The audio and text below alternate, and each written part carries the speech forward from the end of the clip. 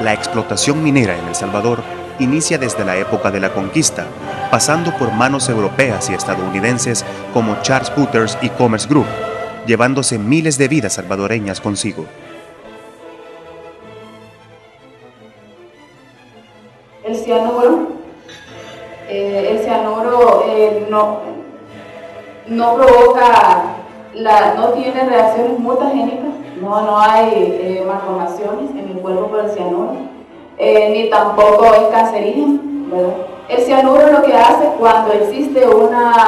cuando una persona ingiere cianuro, lo que sucede es que el cianuro en la sangre obstaculiza o digamos, inhabilita a la sangre para llevar el oxígeno de los pulmones al resto del cuerpo. Y entonces sucede una asfixia. Eso es lo que pasa, porque sustituye la molécula de oxígeno en la sangre por la molécula de cianuro. Eso es lo que pasa cuando alguien se envenena con cianuro. En este caso no es tan trascendente si produce cáncer o no. Lo que produce es la muerte. Lo que produce es un problema agudo y eso es lo grave.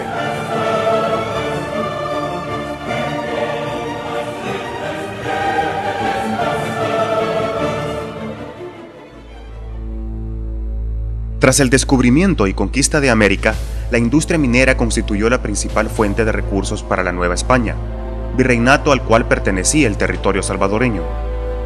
En las ordenanzas de minería de Nueva España, dictadas por Carlos III en 1783, se reconoce la explotación de los obreros mineros y la necesidad de conservarlos por parte de los invasores. Estas ordenanzas establecían jornales que proporcionaban al minero los medios indispensables de subsistencia para que no se extinguiera la mano de obra barata y estuviera en condiciones de mantener su capacidad de trabajo. En El Salvador, la actividad minera por parte de los españoles se dio en escala reducida, centrando sus esfuerzos en la extracción de oro y plata, principalmente en el oriente del país.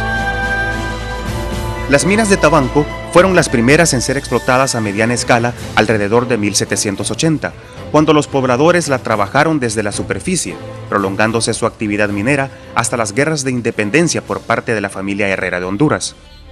Al final de esa misma década, en 1789, inicia actividades la mina Los Encuentros, administrada por el español Domingo Sánchez Espino. El primer período de mayor actividad fue durante la segunda mitad del siglo XIX, explotación desarrollada principalmente por las compañías mineras de Miguel Mackay, la Compañía Francesa de las Minas de El Salvador y divisadero Gold and Silver Mining Company, de capital inglés.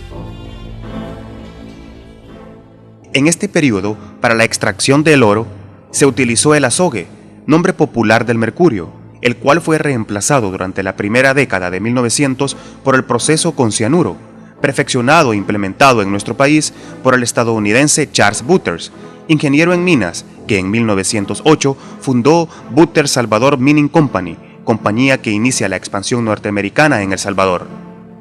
Esto sin azogue no se puede sacar, porque la verdad es que el azogue atrapa el metal, atrapa el oro. Usted tiene que colarlo en un pedazo de trapo que tiene que ser un trapo fino. Viene usted, pone el trapo acá, le hace un medio huequito, usted tiene el guacal con el azogue ahí, usted lo echa acá y el azogue queda acá. Viene usted, mete el trapo adentro de un guacalito que usted tiene y dice a torcer. Entonces, lo que le quedó en el trapo, ese es el oro. Durante los primeros 4 años del siglo XX, Charles Booters adquiere el control de 2 de las principales minas del oriente del país, el Divisadero, considerada la veta de oro más rica de El Salvador, y San Sebastián, la mina más productiva de Centroamérica. Luego expandió su control hasta el distrito minero de Cesori, con la fundación de Booters Potosí Mines Company en 1907, con lo cual sus compañías tuvieron presencia en San Miguel, Morazán y La Unión, 3 de los 4 departamentos que conforman la zona oriental. Estas compañías representan y resumen el carácter imperialista estadounidense de principios del siglo XX. Acuñaban sus propias monedas con las que pagaban a los trabajadores y tenía como objetivo expandir su control desde el río Lempa hasta el río Huascarán, frontera natural con Honduras. De esas monedas las logré ver, fue que ya las tenían en sacos, así, mire, allá abajo. Tenían un gran chingo que cubría un puesto, ¿sí ves? De esas monedas, de aluminio y de cobre. Ese gringo tenía el mandato hasta Lempa, y de Lempa hasta la frontera con Honduras. Esa moneda era que regía aquí, mire, esa valía aquí. Ya de último ya intervino el gobierno. Ya le quitó ese monopolio, ya no sé cómo se llamaba ese señor. Ya le quitó el monopolio, que ya no iba a poder él usar esas monedas porque él mandaba por eso. Entonces ya le fueron cortando. Se murió enojado el hombre. En el distrito minero de Santa Rosa de Lima, la presencia y actividad minera de Charles Butters aún es notable, desde cimientos de viejas construcciones hasta la firme represa construida para abastecer de agua al complejo minero, que aún es utilizada por los pobladores del lugar. La retienen en el verano, para servicio de la comunidad allí, de todo eso, porque allí son bastante reducidas esas casas allí, en ese sector. Así es que para que le sirva a la gente, para las mujeres, para que laven, bañar, todo eso. De invierno le abren las compuertas para que esté pasando el agua. Incluso los sistemas de medida de longitud utilizados por antiguos trabajadores de las minas son los mismos que se emplean en Estados Unidos, pies y pulgadas. Porque esa mina es honda, tiene como unos 1800 pies, así para abajo. La explotación minera llevada a cabo por las empresas norteamericanas consta de dos periodos. El primero, en el cual se abarcó los distritos mineros de Jocoro, Santa Rosa de Lima y Cesori, inició con la adquisición de la mina El Divisadero en 1900 y concluyó en 1921 con pequeñas operaciones en la mina de San Sebastián. Que aquí vinieron gentes al escogieron, gente a trabajar. Aquí vinieron de Honduras, de Nicaragua, creo que hasta de Guatemala vinieron a trabajar aquí, porque era la primer compañía que entró aquí a este país, la compañía Butters. Porque en esa época él me contaba pues que los mineros trabajaban semidesnudos, ¿verdad? En la mina, andaban con candelitas. Y ahí era, al de entrar ellos dentro a la profundidad de la mina, habían unos chiflones por abajo y cuando se trompezaban ahí caían, ahí se mataban, ¿verdad? Y casi moría uno diario, contaba él, ¿verdad? Y así sucesivamente, pues, ¿verdad? Es una historia bastante que se siente pues que la compañía no tenía piedad para los trabajadores, ¿verdad? En el segundo periodo, la actividad se redujo a la mina San Sebastián, que entró en actividad en 1933, debido al incremento en los precios mundiales del oro, y se extendió hasta 1953, año que se suspendieron operaciones. Las condiciones duras y peligrosas de trabajo aún permanecen en la memoria de los pocos mineros que han sobrevivido o en los relatos de aquellos que ya murieron y fueron testigos de esta segunda etapa de explotación. Lo anteriormente, en tiempo de la Butters, murió gente con puerca ahí. Un montón de gente murió. La ropa era una manta, fajado. No había el permiso, con calzoneta no había permiso de trabajar. Se pegaba un doblón aquí usted y aquí se ponía aquí. Y quedaba ya para trabajar. A pesar de la gran producción de oro en este periodo, la cual se cuantifica en 180,000 onzas, las condiciones de vida de los obreros continuaron siendo miserables. Me prensó el carro ahí en el 160, güey. Como el carro como era una curva, y se cayó y le meto la mano y me contra el poste. Y me quedó un ñerdito pegado aquí. 2 meses de incapacidad. Un mes de incapacidad me dijeron que no venía a trabajar. Tenía el dedo que hacer y no venía a trabajar, me quitaban el trabajo. Así me vine al combo, con cuidado me las pegaba las timones y me tortaba en sangre. Los norteamericanos gozaban de grandes privilegios que eran inalcanzables para los trabajadores. todo a costa de un enorme sacrificio ecológico y humano. Ah, esa casa era pero lujosa, oye, grandísima. Y hasta tenían unas torres, a ver, que dicen que era un mazacuate que permanecía ahí en esa torre. Porque era una culebra, pues yo no sé qué clase de culebra, la que mantenía ahí el viejo este. Permanecía un gringón ahí, en Casa Grande hay pelas de agua ahí, palmeras grandísimas, jardinales que ven ahí. Tenía una su limoncina él cuando empezaba a salir carros, en ese tiempo. Tenía una limoncina vieja. Que entonces ganaba 3 pesos en la semana. Y Ñalenche nos jugaba por unos 50 y la comida a la semana ahí en Ñalenche, un peso, 50 centavos. Y los que daban 50, unos 50 a nosotros. Como que por no ir a la casa a 3, por no estar ahí los daba la comida la señora, la mujer de Ignacio Valladares, antes de vivir. Una de las pocas mejoras en los equipos de trabajo durante esta época fue la introducción de las lámparas de carburo, la cual el obrero tenía la opción de comprar.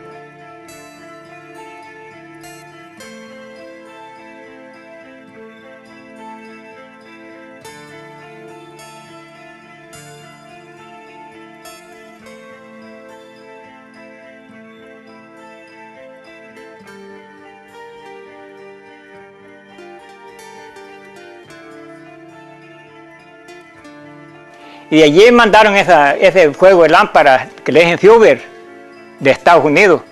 Andaban por unos 50 de pistos salvadoreños, ¿va? Pagándolo por abono. En cada pago y quedaba. El trabajador mismo lo pagaba. Estas marcadas diferencias de clase, las pésimas condiciones de trabajo y los salarios de miseria llevarían en 1953 a una huelga liderada por el sindicato, que terminó en el cierre definitivo de la mina por parte de la compañía, otorgándose la propiedad del mineral a los trabajadores. La UTER se fue por el mismo sindicato que de los socios que hay ahorita. El sindicato ya empezó pidiendo aumento para los trabajadores, ya la compañía no le gustaba. Y ya de recular hasta que se fueron. De que se presentaron en quiebra, ya fue cuando ya los dejaron que hasta lo que habíamos trabajado, lo que habíamos ganado trabajando, los congelaron, que no los pagaron. La mina no logró ser explotada por los mineros y durante 7 años permaneció inactiva, situación que fue aprovechada por el nicaragüense José Francisco Sierra y Rojas para engañar a los trabajadores y fundar en 1960 Mineral San Sebastián SADCB, MISANSE. A través de los años ya trataron de que localizaron un señor que se llamaba Francisco José Sierra y Rojas, que ese doctor era doctor licenciado, pues era nicaragüense, y ese los prometió sacarlos que los iba a adjudicar los inmuebles de la compañía y a la vez hasta la propiedad, porque esta propiedad, esas compañías fue que la compraron, toda esta propiedad que son como 100 manzanas quizás, lo sacaba eso en claro que los iba a adjudicar a todos los 238 trabajadores. 5 acciones eran para nosotros y de cada 5 acciones él iba a tomar una y que los iba a quedar 4, así fue. La mina fue operada por varios mineros locales hasta 1968, año que es adquirida en arriendo por Commerce Group Corporation, empresa de capital estadounidense. O sea, yo empecé a trabajar ahí en 1970 y entonces solo directamente a la mina. Ya luego,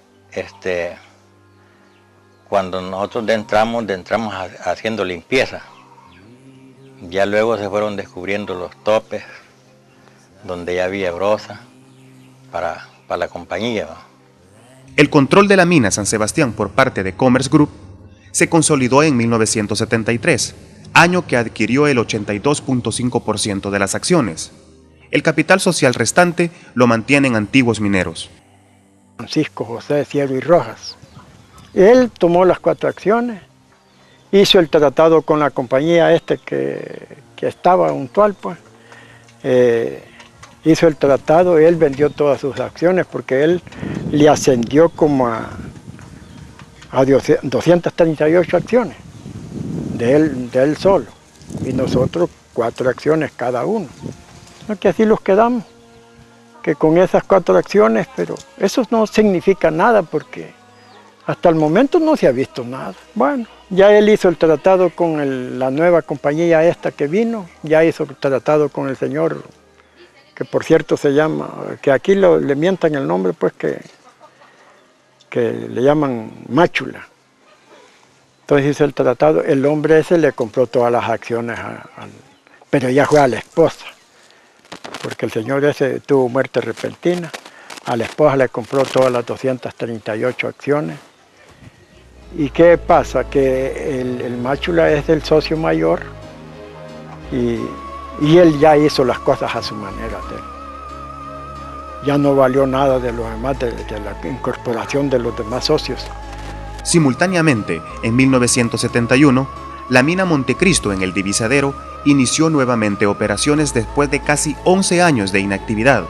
Ambos complejos mineros, San Sebastián y Montecristo, fueron las únicas minas operando industrialmente durante la década de los 70. Sí, yo en la mina Cristóbal trabajé por el lapso de 9 años. En el lapso de ese tiempo sí murieron varias personas que les cayeron taúd de arriba, que no... Como las compañías en ese tiempo no se interesaban en el trabajador. Allí lo que era solo explotar el oro y se lo llevaban y nada de seguridad para el trabajador. ¿Va? Y esos muchachos que se murieron ni tan siquiera la caja ni el ataúd les dieron, la compañía. Tuvieron que andar pidiendo limona para poder enterrar a esos pobres muchachos. Los mismos trabajadores nosotros colaboramos para que ahí la compañía. El gobierno no dice nada. ¿Va? Mucha gente trabajó pues a lo brusco, pues no había nada de ciencia, pues, como está hoy. ¿Va? Y mucha gente murió porque trabajaban en polvo, en seco. Y al trabajar en seco es una jugada por bazón con las máquinas. ¿Va? Así que las máquinas mataron mucha gente con los pulmones. En esta época se introdujeron mejoras para aumentar la productividad de las minas, sin considerar la protección de los trabajadores. Entonces los castigaban porque tal vez perdía algún turno, porque tal vez había llegado medio bolo, pues como usted sabe que no lo perdonaban, tal vez el capataz daba el informe y ya ese va para el Pérez, para el infierno. El castigo era mandarlo a trabajar allí 2 o 3 meses. Pues sí, como quien dice, si se muere de ahí, que se muera. ¿Va? Pero gracias a Dios que todos los castigados siempre aguantábamos ahí. Ni tan siquiera pagaban los daños la compañía. Ellos lo que les interesaba era sacar un promedio de 14 a 15 marquetas de oro al 15. Cada marqueta pesaba de 80 a 90 libras. Los sindicatos, fundados en la clandestinidad, consiguieron algunos beneficios para los trabajadores. Nosotros luchamos mucho ahí con el sindicato, pero a nosotros la policía nos echaba. O sea que nosotros lo hacíamos así clandestinamente. Entonces, porque a ellos les incomodaba, pues, que nosotros buscáramos beneficios. Si era para los trabajadores que se enfermaban, ellos, de los mismos trabajadores, se inventaban un enfermero y allí iba ahí el mismo trabajo, ahí lo miraba. Solo le ponían una chaqueta blanca y ya decían de que había estudiado medicina y le daban un par de pastillas y pagábamos seguro. Pagábamos seguro y no los dejaban ir. El que iba al seguro es que verdaderamente ya estaba muriendo, no le daban lugar a uno. Las condiciones de explotación de la mano de obra barata y condiciones inhumanas de trabajo permanecían, al igual que el enriquecimiento de extranjeros.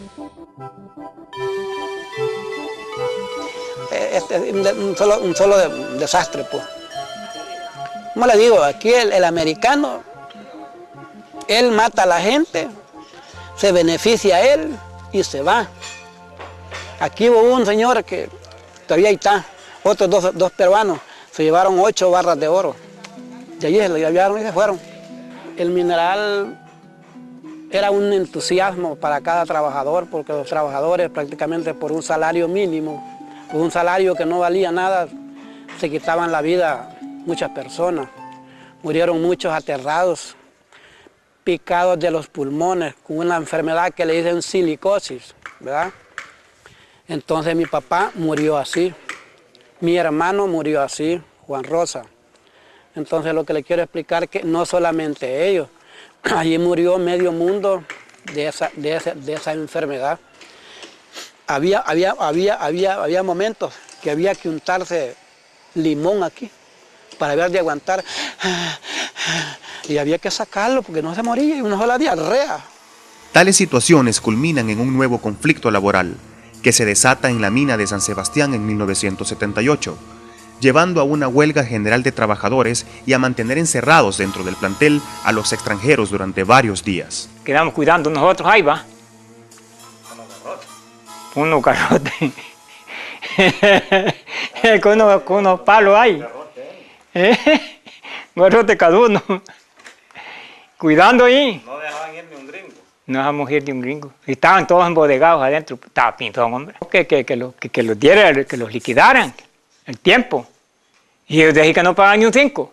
Y no pagaron ni un 5, pues. De fueron y no pagaron. Pero ellos le dieron la salida también. Los que vinieron de San Salvador.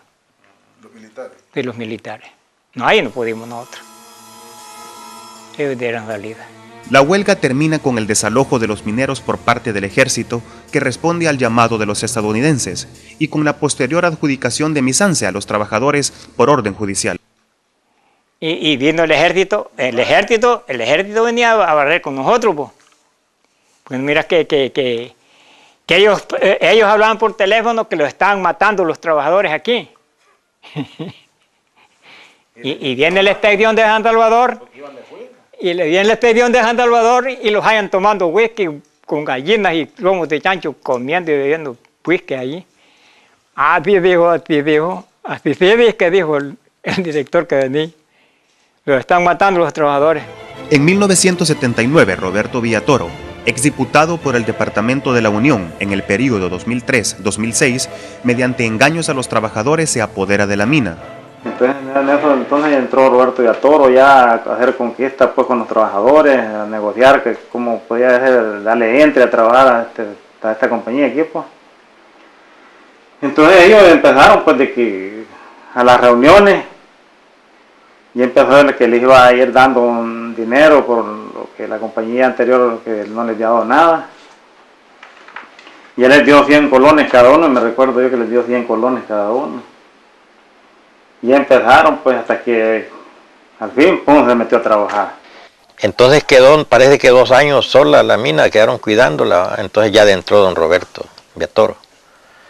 Que ya don Roberto Villatoro vino allá a la mesa servida, había material para que él trabajara, las minas estaban exactas, todo, pues máquinas y todo, porque la compañía, la Goldmine, no se llevó nadita, nada.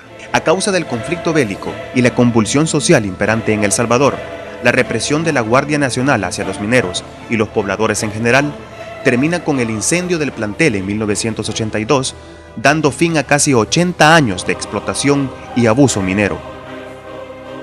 Porque luego todo eso se miraba el juego pues ahí en la oficina, todo eso. Se miraba el juego por último. Ya luego amaneciendo ya que ya pasaba, ya desalojando ya la gente ya. Ya dijo yo voy a ver. Dígame, yo cuando iba bajando así cuando miro boom, unos chimbos de electrodo que había, explotaron en el aire. Todo el problema fue hacer la comandancia en el aire aquí.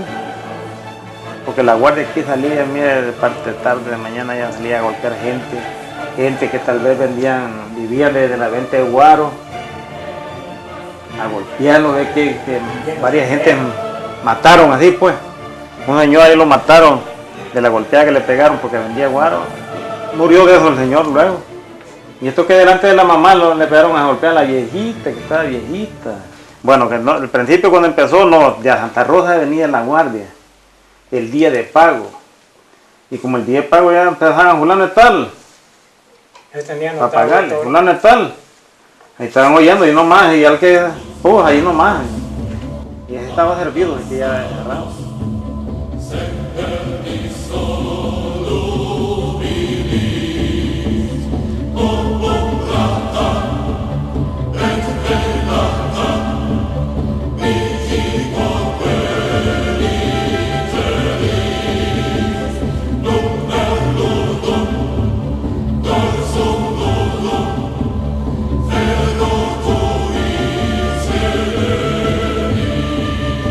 Históricamente la minería ha sido una de las industrias más enfermantes de las comunidades, de los pueblos. Podemos empezar viendo las dos quebradas con un pH muy bajo. El pH es el índice de la acidez del agua. Entonces un pH tan bajo está a indicar una acidez, una agua muy ácida. Es el drenaje ácido, es lo que normalmente está llamado drenaje ácido. O sea, que en las rocas que ellos sacaron y que depositaron ahí y que tiraron ahí como si nada fuera, van en contacto con oxígeno y con el agua de lluvia y llevan en solución unas sustancias que son ácidas sustancialmente y que de ahí pues van a tirar en solución también los metales pesados. Entonces en realidad desde el punto de vista económico no ganamos, desde el punto de vista de salud no ganamos, de ambiente no ganamos, nos empobrecemos. La empresa minera es contra el desarrollo sustentable. Los invasores nos saquearon y se retiraron. Solo la historia casi perdida de cientos de años de explotación inhumana ha quedado junto al grave daño ambiental que llegará más allá de los últimos mineros con vida.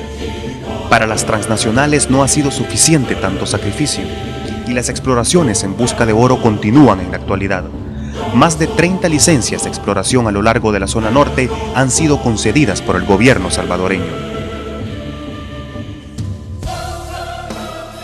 Y como le vuelvo a repetir, hay gente de que todavía quiere que se trabaje el mineral. Y para mí, que no existe eso, ¿ya? Para mí no sería bueno porque sería otra morición de gente. Mi papá arrojó el poco de sangre ya cuando se murió. Yo estaba el día que él murió como a las 11 de la noche. Aventó el poco de sangre y ella reventaba, era de la misma enfermedad. Y eso es lo que a mí me duele, que la gente todavía está con ganas de seguir en el rep. ¿Permitiremos que esta historia se repita?